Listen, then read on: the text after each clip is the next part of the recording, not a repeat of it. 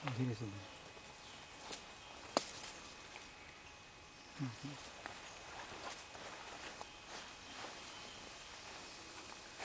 नमस्कार। जंगलों में विभिन्न प्रकार की जड़ी बूटियाँ मिलना ये आपने सुना होगा, लेकिन जंगलों से अगर आपको वाकई रूबरू कराएं तो आप देखिए, ये सारे जंगल हैं। ये उत्तराखंड में हिमालयी क्षेत्र का निचला हिस्सा है, जहाँ पे घने जंगल हैं जिसमें विभिन्न प्रकार के औषधीय वृक्ष और वैसे भी तमाम सारे वृक्ष आपको यहाँ दिख रहे होंगे।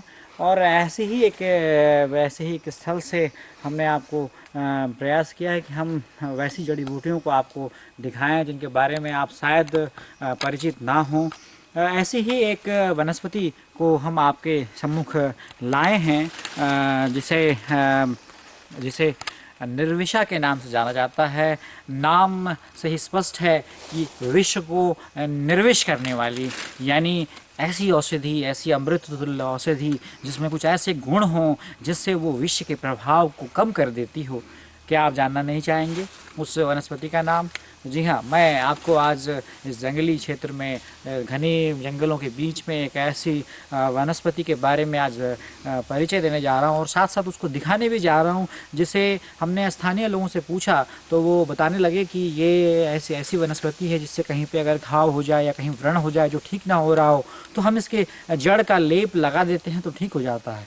मैंने जब देखा उस वनस्पति को जा करके तो मुझे लगा कि ये तो निर्विषा है। निर्विषा वत्सनाभ कुल, आयुर्वेद में वत्सनाभ कुल की औषधियों में निर्विषा को बहुत ही उत्तम औषधि माना गया है। आप इसको लैटिन में डेल्फिनियम डेनुडेलेटम नाम दिया गया है। आप इसे देख सकते हैं, ये सामने आपके निर्विषा लगी हुई है। ये निर्विषा के तमाम सारे आपको छुप यहाँ पे नज़र आएंगे। अगर आप इसको देखें, इसकी पत्तियों गौर से देखें तो ये धनिये के आकार की आपको दिखती हैं। ये जो है आपको इसे निर्विषी भी कहा जाता है। 2 से 3 फुट ऊंचाई लिए हुए एक छुप होता है, धनिया के पत्ते की तरह होता है। 2 से 6 इंच इसके व्यास होते हैं। ये 5 से 9 पक्ष आकारों में विभक्त होते हैं। थोड़े से पत्तियों को अगर गौर से देखें तो ये हल्के से इनकी मार्जिन्स इनकी कटी हुई होती हैं और इनमें इसकी जो जड़ होती है वो मुख्यतया उस प्रयोग में आती है। यदि आप इसके अगर उसकी जड़ को अगर देखें, जो अभी हम दिखाएंगे आपको, तो ये हल्का सा कृष्ण रंग के आभा लिए हुए धूसर होते हैं। यूनानी चिकित्सा में भी इसका प्रयोग करते हैं, जिनमें जद्वार खताई और जद्वार अकर की नाम से इसका प्रयोग किया जाता है। ये कश्मीर से कुमाऊं तक लगभग 8 से 12,000 फीट की ऊंचाई तक मिलते हैं। डेल्फिनिन और स्टेफेसेग्रीन नामक 2 एल्केलॉइड्स इसमें पाए जाते हैं। मैं आपको इसके निर्विषा के जड़ों को निकालने का प्रयास कर रहा हूँ और आप जैसा कि देख रहे होंगे कि ये काफ़ी अंदर लगे होते हैं। मैं इसको आपको दिखाना चाहूँगा।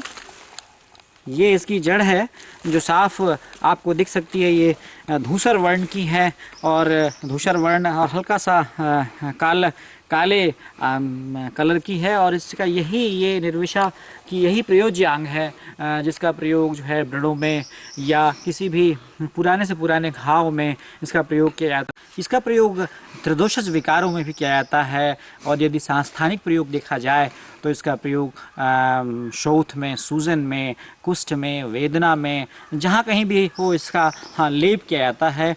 और बल्कि दंतसूल में, दांतों के दर्द में इसे मात्र चबाने से ही काफ़ी लाभ मिलता है। ग्रामीण क्षेत्र में लोग सांप, बिच्छू आदि के काटे हुए विष वाले स्थान पर इसका प्रयोग लेप करने के लिए करते हैं।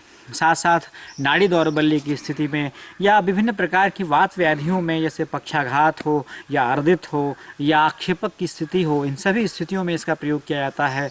भूख कम लगना, अग्निमान की स्थिति हो या भोजन का ठीक से पाचन न होने के कारण बनने वाला आमदोष हो, कामला की स्थिति हो, जॉन्डिस हो या उदर रोग से संबंधित कोई भी स्थिति हो, इन सभी स्थितियों में निर्विषा का मूल काफ़ी अच्छा काम करता है। हृदय की कमजोरी में भी, हृदय दौर्बल्य में और इवन उपदंश में भी इसका प्रयोग करते हैं। सेक्सुअली ट्रांसमिटेड डिजीज़ में भी इसको हम एज एंटी माइक्रोबियल एजेंट हम इसको यूज़ करते हैं। स्टरलाइजेशन के रूप में भी इसका यूज़ करते हैं। टॉक्सिक मटेरियल्स को बाहर निकालने में इसका यूज़ किया जाता है। प्रतिशाय में और कास श्वास में, कफ में और इवन ब्रेथलेसनेस जैसी कंडीशंस हो, एस्मा जैसी कंडीशंस हो, वहाँ पे भी ये काफ़ी अच्छा काम करता है। और सबसे अच्छी बात ये है कि इसको सेक्सुअल स्टिमुलेंट के रूप में भी इसका इस्तेमाल किया जाता है, वाजीकरण के रूप में भी इसका प्रयोग किया जाता है। डिस्यूरिया हो, मूत्रकृक्ष हो जिसे बोलते हैं, या फिर महिलाओं में आर्तव की संबंध परेशानी हो, जिन मेंस्ट्रुएशन से संबंधित डिसऑर्डर्स हो, यदि उनमें भी इसको दिया जाता है। किसी प्रकार के फीवर्स में भी, फीवर को सबको कम करने में भी इसका प्रयोग किया जाता है। संभवतः इसमें मिलने वाला जो रसायन है डेल्फिनिन, वो उसमें वो उसका इफ़ेक्ट जो है वो टॉक्सिसिटी को कम करने में या फिर एंटी माइक्रोबियल एजेंट के रूप में काम करता हो। ये बहुत ही स्टिमुलेंट है और इसका बहुत सारे रोगों में इसका प्रयोग किया जाता है। लेकिन सबसे जो अच्छी बात है वो इसका ये है कि लोग इसका सर्प विष में, और हमारे यहाँ एक आयुर्वेद में वत्सनाभ विष जो बोलते हैं उसमें, और या डिजिटालिस की पॉइजनिंग में इसका प्रयोग करते हैं, और इसीलिए इसका नाम निर्विषा है। और आप इसको देख सकते हैं, ये इसके दोबारा आप देखें इसकी पत्तियाँ, और इसका जो प्रयोज्य अंग है वो इसका मूल है जो उसका प्रयोग किया जाता है। तो इस प्रकार हमने आपको इस जंगलों के बीच से एक ऐसी औषधि, आपने यूँ तो बहुत सारी औषधियों के बारे में जाना होगा, सामान्य औषधियाँ हैं जैसे हल्दी है, अदरक है, और तमाम सारी औषधियों के बारे में जाना होगा, लेकिन ये एक हमने आपको नई औषधि के बारे में बताया जिसके बारे में आप शायद न जानते हों। तो हमारा यह क्रम जारी रहेगा, क्योंकि मुझे इसके बारे में आपके तमाम सारे जवाब मिलते हैं यूट्यूब पे, और मुझे इसको काफ़ी पसंद करते हैं लोग। ये कहते हैं कि आप बड़ा ही अच्छा काम कर रहे हैं, क्योंकि आप बड़ा ही एक दैवीय काम कर रहे हैं, क्योंकि लोगों को जानकारी नहीं है ये प्रकृति में मिलने वाली ये वनस्पतियाँ, इनको जानना बहुत ज़रूरी है। और ये सब हम आसपास के लोगों से जानकारी एकत्र कर उसको फिर पहचानने का प्रयास करते हैं और पुनः आपके समक्ष प्रस्तुत करते हैं। तो ये आशा है आपको मेरा ये प्रयास पसंद आ रहा होगा, और मैं इसको पुनः जारी रखूँगा। नववर्ष 2014 की शुभकामनाओं के साथ पुनः आपके साथ और किसी नई वनौषधि के साथ प्रस्तुत होऊंगा। धन्यवाद।